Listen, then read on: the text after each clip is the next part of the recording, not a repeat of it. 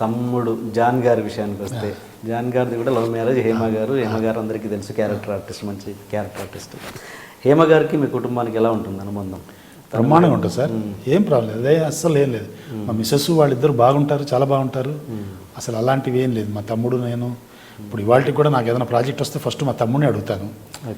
హేమ మా అమ్మ, హేమ కూతురు ఈషా, అందరూ ఈషా మా పిల్లలతో అన్నయ్య అనుకుంటూ వాళ్ళు తనకి ఎక్కడికైనా తీసుకెళ్ళాలన్నా, షాపింగ్కి వెళ్ళాలన్నా మా పిల్లలు వెళ్తుంటారు. మా పిల్లలకి మా తమ్ముడు ఎక్కువ అటాచ్డ్, మా ఇద్దరు పిల్లలు వాడితో బాగా అటాచ్డ్, హేమతో బాగా అటాచ్డ్. ఇంటికి పెద్ద దిక్కు అంటే మీలా ఉండాలని ఎప్పుడూ అనుకుంటుంటానండి. ఆడవాళ్ళు అన్న తర్వాత చిన్న చిన్న ప్రాబ్లమ్స్ ఉంటూనే ఉంటాయి. మీ సిస్టర్ని కానీ, నన్ను కానీ, మీ వైఫ్ని కానీ చక్కగా ఎవరికి గొడవలు లేకుండా, ఎవ్వరు ఎలాంటి ఫీలింగ్స్, బాధలు పడకుండా మీరు జాగ్రత్తగా దగ్గరుండి చాలా ఎలా అనాలి, ఒక ఫాదర్ లాగా దగ్గర తీసుకొని చూస్తూ ఉంటారు. అందుకనే అలా అన్నాను. ఇంకా పాప విషయం, పాప అంటే మీరు పాప అంటారు, అందరూ జాన్ అంటారు. మా ఆయన గురించి ఎత్తుకోవడం తప్ప అన్నీ అంటే A to Z తనంటే మీకు ప్రాణం. మీ కొడుకుల కంటే కూడా పాపనే బాగా చూసుకుంటారేమో, జాన్నే బాగా చూసుకుంటారేమో మీరు. అలాగే ఈషాకి మీరంటే ప్రాణం, అలాగే మీరు కూడా ఈషాని అంత బాగా చూసుకుంటారు. చాలా ఆనందంగా ఉంది బావగారు. అండ్ వాళ్ళిద్దరు లవ్ మ్యారేజ్ కూడా మీరే చేశారా? దగ్గరుండి ఎలా?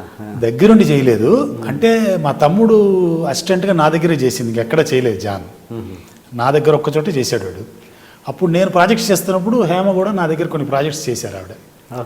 చేసిన అప్పుడు వీళ్ళిద్దరు పెళ్లి చేసుకున్న సంగతి మాకు కూడా సర్ప్రైజే, నాకు కూడా తెలియదు అనమాట. చేసుకున్న తర్వాత కొద్ది రోజులు సైలెంట్గా ఉండి తర్వాత చెప్పారు వాళ్ళు. మాది సర్ప్రైజ్, అది వాళ్ళిద్దరు చేసుకున్నది కూడా. అందుకని అది నాకు తెలియదు. కానీ వాడు నా షూటింగ్లోనే ఈ లవ్ అఫైర్ ఇదంతా జరిగిందని ఇప్పుడు నా అసిస్టెంట్గా ఉండి అమ్మాయి పని చేస్తున్నప్పుడు ఏదో పడ్డట్టున్నాడు. మీ రియాక్షన్ ఏంటి పెళ్లి చేసుకుని వస్తే? ఏముంటుంది అంటే ఇవన్నీ కూడా, ఈ పెళ్ళిళ్ళు ఇవన్నీ కూడా పూర్వజన్మ వాసనలు అండి, మనం ఏం చేయలేము. ఇప్పుడు ఈ జన్మలో టక్కుని కమిట్ అయ్యేవి కాదు కదా. అంటే మీరు ఎక్కడ కూడా డిస్టర్బ్ ఫీల్ అవ్వలేదు?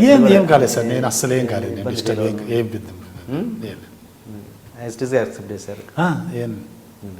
ఇంకా యాక్సెప్ట్ చేయడానికి ఏముంది, పెళ్ళి అయిపోయింది.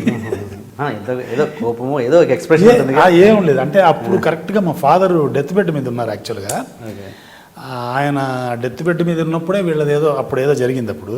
సో నేను ఈ డిస్టర్బెన్స్లో ఉన్నాను, ఫాదర్ లేని డిస్టర్బెన్స్లో. దాంతో అది కూడా అయిపోయింది. ఇంకా దాని గురించి పెద్దగా.